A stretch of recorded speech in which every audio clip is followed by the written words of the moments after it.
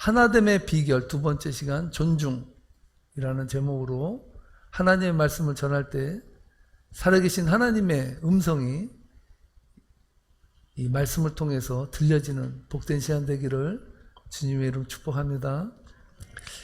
좀 오래전에 제가 여러분들께 소개해드린 이야기였는데요. 시골에 사는 노인분들을 대상으로 하는 오락 프로그램이 있었습니다. 이 프로그램의 하이라이트는 그 노인분들이 서로가 단어를 말로 설명해서 상대방이 맞추는 그런 게임인데 부부가 출연을 했습니다. 그런데 할아버지가 설명을 하는데 그 단어가 무엇이었냐면 천생연분이라는 단어였습니다. 근데 이 할아버지가 이 할머니에게 물었습니다. 임자, 당신과 나 사이 뭐요? 그랬더니 이 할머니가 뭐라고 대답했냐면 왼수! 이랬다고. 그러니까 할아버지가 원하는 답이 아니잖아요. 다시 물었습니다. 아니, 그게 아니고 네 글자로 말이요. 네 글자. 그랬더니 이 할머니가 가만히 생각했더니 평생 왼수! 이래더라고요. 여러분, 그때는 배꼽을 잡고 웃었는데 제가 오늘 말씀을 준비하면서 그 이야기가 다시 생각이 나는 거예요. 근데 이번에 제가 느낀 느낌은 그때는 그냥 웃고 말았는데요. 한번 가만히 생각해 보아야 될 그런 의미가 있다라는 생각이 들었습니다. 여러분, 평생을 살면서 남편과 아내가 이렇게 다른 느낌을 받고 살아갈 수 있다. 50년을 같이 살아도 남편이 느끼는 아내와 아내가 느끼는 남편이 온도차가 너무나도 큼을 볼 수가 있습니다. 남편은 평생을 살면서 아내를 천생연분으로 생각하고 살았는데요. 착각이었습니다. 아내는 평생 왼수로 생각하며 살았습니다. 왜 이 두 분이 한평생을 살면서 이렇게 다른 느낌으로 상대방을 보았던 것일까? 아마도 남편 되는 할아버지는 자기 방식대로 마음대로 아내를 막대했을 것이고 아내 되는 분은 막대하는 남편을 왼수로 여기면서 평생을 참으면서 살아왔을 것입니다. 존 오트버그 목사님이 관계훈련이라는 책을 썼는데요. 거기에 부제목이 뭐라고 써있냐면 조금 다른 너와 내가 함께 살아가기. 조금 다른 너와 내가 함께 살아가기. 그러면서 관계훈련이라는 제목의 책을 내었습니다. 여러분, 조금 다른 건 애교 수준 아닙니까? 저는 이 부제목이 잘못됐다고 생각해요. 로또 같은 만남을 이어가며 살아가는 사람들이 얼마나 많습니까? 어떤 사람 로또 같은 사이면은 무지 좋은 사이 아닙니까? 대박난 사이 아니에요? 근데 로또 같은 사이는 뭐냐면요. 맞아도 안 맞아도 로또처럼 안 맞아요. 어떤 사람 평생을 사도 10만 원짜리 로또 한 번 안 맞은 사람도 있다고 그러더라고요.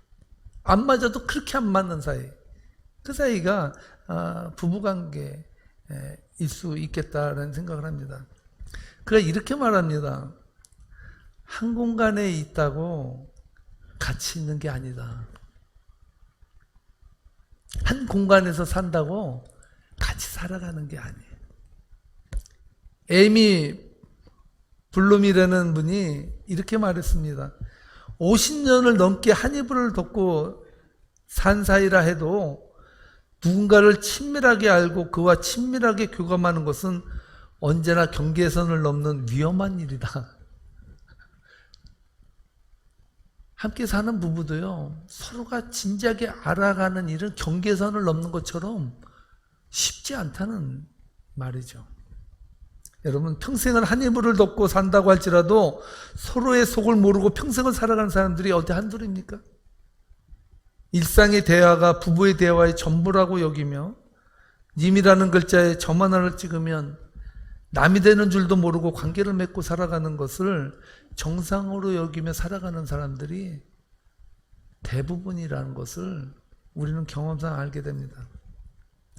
그만큼 서로 다른 존재가 함께 살아가는 것은 쉬운 일이 아닙니다. 가족도 이 정도인데 이웃은 말에 무엇을 하겠습니까? 더 심하게 말하면 우리는요, 가족이라는 관계 때문에 또는 조금 안다는 것으로 상대방을 너무 쉽게 가볍게 생각할 때가 많음을 부인할 수가 없습니다. 물론 김 목사도 예외가 아님을 먼저 고백할 수밖에 없다고 생각합니다. 한 번은 제 아내가 저에게 이렇게 말했습니다. 김 목사님, 왜? 우리도 아내나 자식으로 보지 말고 차라리 성도로 봐주세요. 성도로. 좀 이상한 말인 것 같은데요. 가만히 듣고 생각해 보니까 맞는 말이더라고요. 성도님들에게 내 감정을 있는 그대로 보이면 어떻게 되겠습니까? 시험 들죠. 아니, 목사님이 되어가지고 사랑도 없고 자기 성질 부리는 목사님이라고 여러분 생각하지 않겠습니까? 아직 수양이 덜 됐나 봐. 인격 수양을 더 해야 되겠어. 이렇게 생각하지 않겠습니까? 성도님들에게 하지 못하는 행동들을 아내라는 이유로, 자녀라는 이유로 함부로 할 때가 얼마나 많았으면 제 아내가 자신을 성도로 봐달라고 이렇게 말하겠습니까? 아내가 가깝다고 때로 아내에게 화풀이 아닌 화풀이를 할 때도 있을 것이고, 또 가깝다는 이유로 나와 친밀한 법적인 관계일 수밖에 없다는 이유로 남보다도 더 소홀하게 다룰 때가 많았음을 인정할 수밖에 없습니다. 자녀들에게도 마찬가지 아니겠습니까? 나의 손안에 있는 자식이라고 우리는 기분 나쁠 때도 마음대로 자녀들 휘어잡고 내 감정풀이를 대신하고 내 한풀이를 대신하고 자녀가 마치 나의 소유물인 양 우리는 그렇게 생각하고 살아오지 않았습니까? 탈무드 현대버전으로 인맥관리 18계명이라고 있는데요. 여러분 한번 인터넷에서 찾아와 보시기 바랍니다. 탈무드 인맥관리 18계명 치면 나옵니다. 거기에 보면 18번째가 뭐냐면요. 가까운 사람들에게 잘해라. 너를 참고 견디니 얼마나 좋은 사람이냐.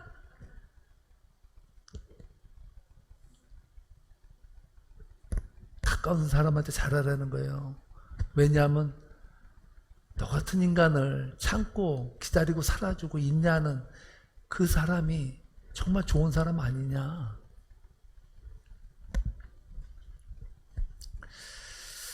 좀 안다는 이유로, 가깝다는 이유로 가진 성질 다 버리고 아무 말이나 다 내뱉어 버릴 때가 많은 것이 사실입니다.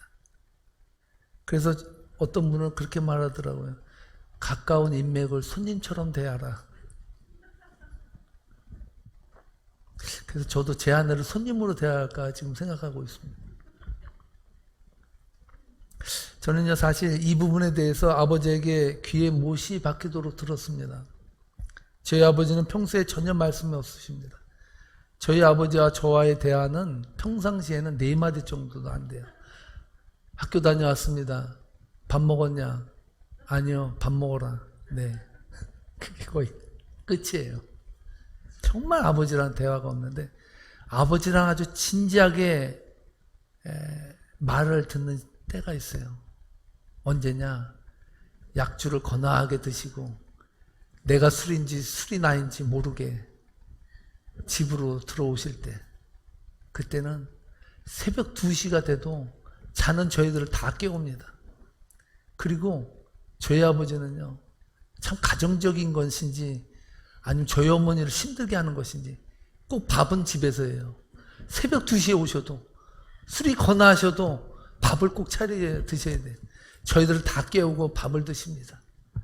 그러면서 일장훈시를 하는데 하신 말씀의 레파토리가 맨날 술 드시고 하시는 거 똑같아요. 그래서 제가 거의 외웁니다. 그 중에 한 레파토리가 뭐냐면요.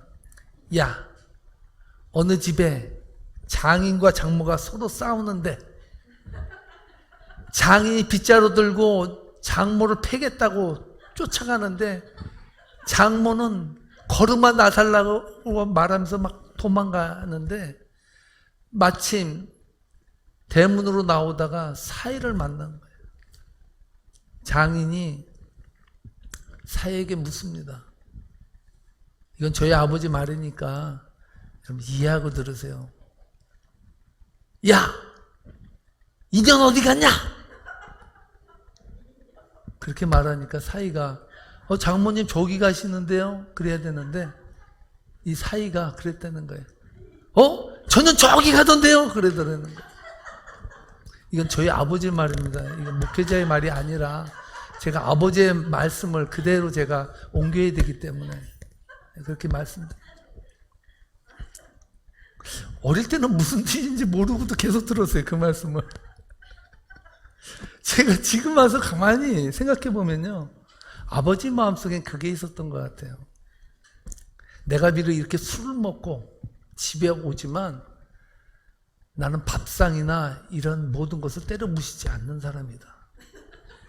난 적어도 술을 먹고 오지만 아내를 때리거나 윽박지르는 그런 소인배는 아니야 라는 것을 보여주고 싶었던 것 같아요.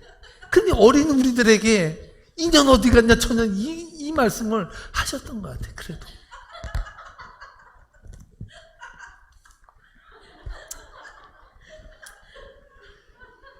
비록 약주 드시고 하신 말씀이지만 참 맞는 말이라고 생각합니다. 그럼 남편이 아내를 귀하게 여기지 않고 우습게 여기고 아내가 남편을 귀하게 여기지 않고 우습게 여기면 전문 용어로 콩가루 집안이라고 말합니다.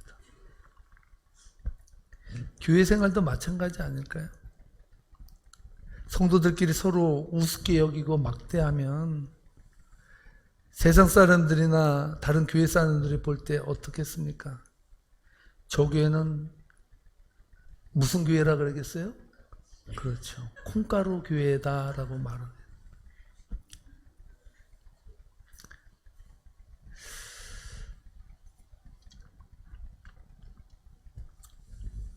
오늘 저희들이 살펴볼 본문인 빌립보서는요, 두 가지 별명을 가지고 있습니다. 첫 번째는 기쁨의 서신이라는 꼬리표가 따라다녀요. 바울은요, 빌립보서를 통해서 기쁨에 대해서 엄청나게 많은, 다른 복음서에서는, 다른 서신서에서는 볼 수 없을 정도로 기쁨에 대해서 많은 말을 빌립보서에서 남겼습니다. 두 번째는 옥중서신입니다. 옥중서신은 뭡니까? 바울이 감옥에 있을 때, 그때 빌립보 교회에 쓴 서신이 빌립보서입니다. 여러분 생각해 보세요. 감옥에서 기쁨에 대한 이야기를 가장 많이 했다니까요. 그 열악한 환경 속에서 나는 기뻐하고 또 기뻐한다. 세상 사람이 볼 땐 미친 사람 아니에요? 뭐가 기뻐할 게 있어요? 그런데도 바울은 나는 기뻐하고 기뻐한다라고 말할 정도로 그 기쁨으로 빌립보 교회에 서신을 보냈다는 것입니다. 그런 그에게 빌립보 교회를 향한 한 가지 소원이 있었어요. 여러분들에게 제가 그 말씀을 함께 나누려고 합니다. 그 소원이 무엇이었을까요? 3절 말씀에 보면 알 수가 있는데, 다 함께 3절 말씀을 함께 읽어보겠습니다. 아무 일에든지 다툼이나 허용으로 하지 말고 오직 겸손한 마음으로 각각 자기보다 남을 낮게 여기고. 바울의 소원은 무엇이라고 말하고 있습니까? 바울의 소원이 있어요. 뭘까요? 여러분들은 질문을 하면 너무나도 김 목사가 어려운 답을 요구할 거라고 생각해요. 그래서 자꾸 어렵게 생각을 해요. 바울이 빌립보 교회에 원했던 소원은요, 따라하시 바랍니다. 싸우지 마라. 다시 한번. 싸우지 마라. 바울이 원했던 거는요, 빌립보 교회에 야 내가 지금 감옥에 있으니까 먹을 거 좀 보내. 나 감옥에 있으니까 너무 외로워. 사람들 보내서 날 위로해줘. 이 말이 아니라 바울의 소원은 빌립보 교회에 야 싸우지 좀 마라. 이거였다는 거예요. 자라보고 놀란 것은 소뚜껑 보고 놀란다고 바울이 세운 교회들마다 싸우지 않은 교회가 거의 없어요. 거의 다 싸워요. 인간이 모이면 싸우게 돼 있어요. 아주 자동입니다. 그래서 바울의 말도 자동으로 나가요. 싸우지 말라고. 세상사가 다 그렇지 않습니까? 그래도 바울은 강력히 말합니다. 싸우지 말라고. 왜 그럴까요? 왜 바울은 다툼이나 허용으로 하지 말라라고 말해요. 하나님의 일을 할 때 다툼이나 허용으로, 교회 생활을 할 때 다툼이나 허용으로 하지 말라 그래요. 왜 그럴까요? 어떤 분들은 이렇게 말합니다. 목사님, 사람은요 싸워야 정이 붙어요. 싸우지 않으면 정이 안 간다니까요. 미운 정도 정이라고, 미워해서 정이 붙는다니까요. 그렇게 말합니다. 그건요 변명이에요. 싸우며 살면요 좋은 말이 안 나갑니다. 서로 나 잘났다는 것을 강조하고요, 상대방이 못났다는 것을 증명하기 위해서 온갖 논리들을 들이대고요, 상대방의 약점을 또 후벼 파요. 그리고 그가 가지고 있는 그 아픈 부위를 막 건드려요. 아프라고. 그래서 넉다운 되라고, KO 시키려고.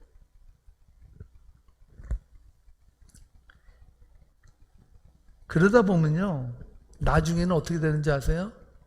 이수저도 안 되면요 그 다음엔 18 자꾸 막말 나가는 거예요. 기분대로 시원하게 질러버립니다. 사랑하니까 싸운다는 거죠. 지난주에 최승호 시인이 쓴 오징어들이라는 제목의 시를 여러분들에게 들려주지 않았습니까? 그 오징어 부부는 사랑한다고 말하면서 서로 부둥켜 안고 서로 목을 조르는 버릇이 있다. 서로가 사랑을 하는데 죽으라고 서로가 목을 조이면서 그렇게 사랑을 표현한다는 거예요. 모든 대화를 싸우는 형식이 아니면 도저히 이어가질 못합니다. 사랑하기 때문에 서로 목을 조른다는 겁니다. 야고보서 3장 8절로 10절에 보면요 야고보는 이렇게 말해요. 다 함께 야고보서 3장 8절로 10절 말씀 함께 읽겠습니다. 혀는 능히 길들일 사람이 없나니 쉬지 아니하는 악이요 죽이는 독이 가득한 것이라. 이것으로 우리가 주 아버지를 찬송하고 또 이것으로 하나님의 형상대로 지음을 받은 사람을 저주하나니 한 입에서 찬송과 저주가 나오는도다. 내 형제들아 이것이 마땅하지 아니하니라. 무슨 말인지 아세요? 쉬운 말로 현대 버전으로 얘기할까요? 시컨 죽일년 살릴년 하고 싸우다가 예수님 찬양, 예수님 찬양, 예수님 찬양 합시다 할렐루야 이런다는 거예요. 이게 되겠냐고요. 할렐루야가 되겠냐고요. 한 입에서 찬송과 저주가 나와. 인간의 입에서. 하나님이 찬송하라고 준 입에서 저주가 나오니까 찬송이 끊어져 버려.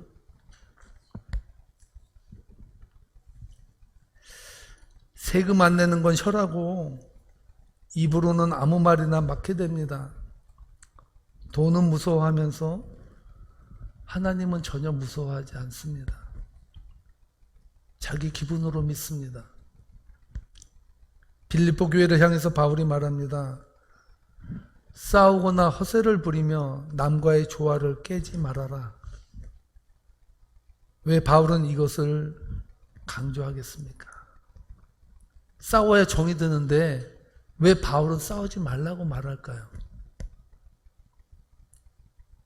왜냐하면 싸움은 교회를 가장 병들게 하는 주된 원인이기 때문입니다. 싸우면 가까워진다는데요, 절대로 그렇지 않습니다.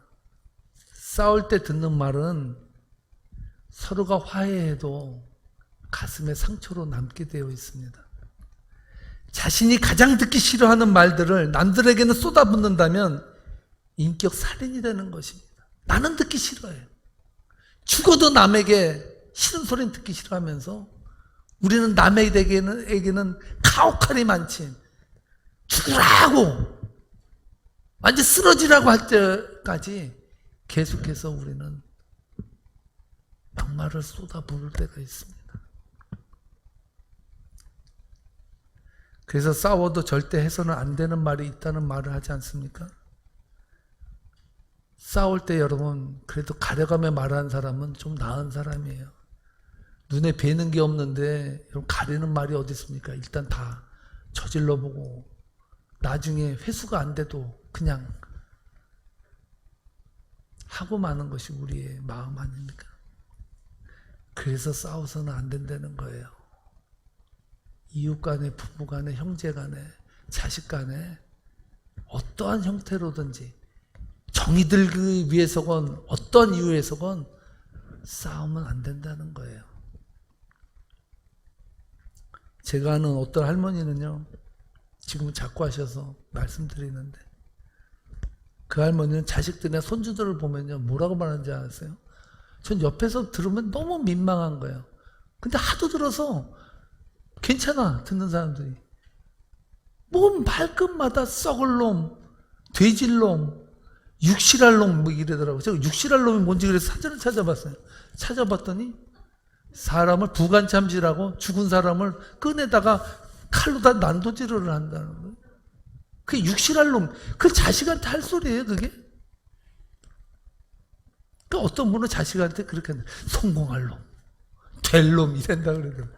그분은 좀 나아 그래도.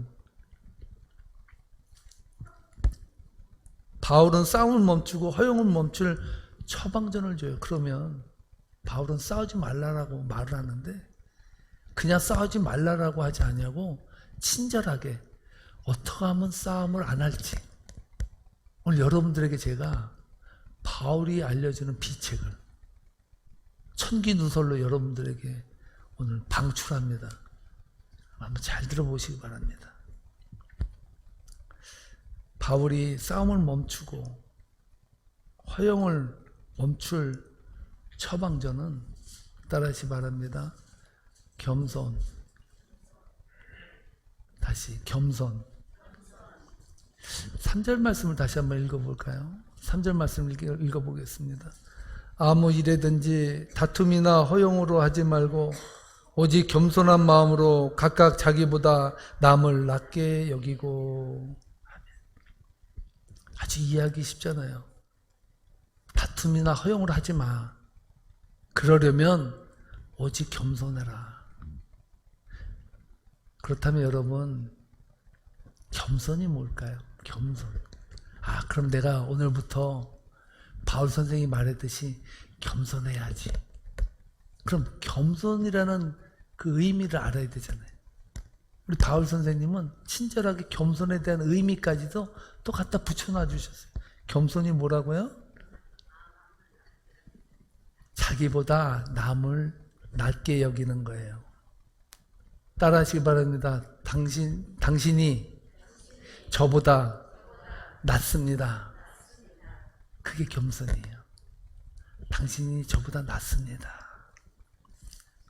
또 이 말을 현대버전으로 말하니까 어떤 사람은 또 이렇게 말하고 그래. 그래 너 잘났다.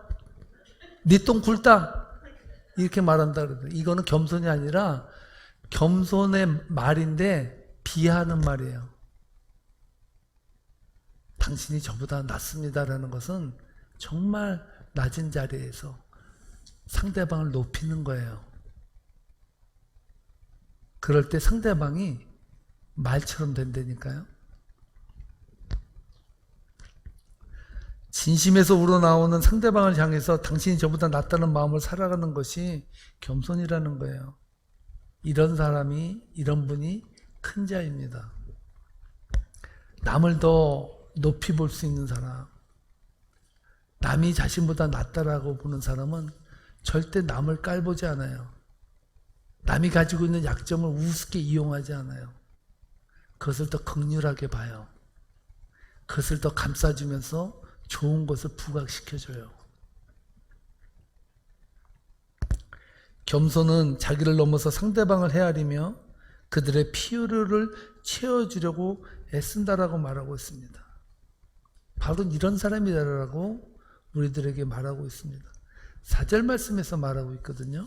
함께 4절 말씀을 읽겠습니다. 각각 자기 일을 돌아볼 뿐더러 또한 각각 다른 사람들의 일을 돌아보아 나의 기쁨을 충만하게 하라. 나의 기쁨을 충만하게 하라라는 뜻은 뭘까요? 날 좀 기쁘게 해줘. 야, 내가 지금 감옥에 있는데 난 지금 기쁜데 내 이 기쁨이 계속 유지되도록 날 좀 그렇게 살아가도록 해줘. 이게 내 소원이야. 어떻게 살아가라고요? 겸손하게 살아가라. 남을 나보다 낮게 여겨서 싸우지 말고 살아가줘. 그것이 감옥에 있는 이 나 바울의 너희를 향한 소원이야. 이 소원 들어줄 수 없니? 라고 말하고 있다는 것이죠.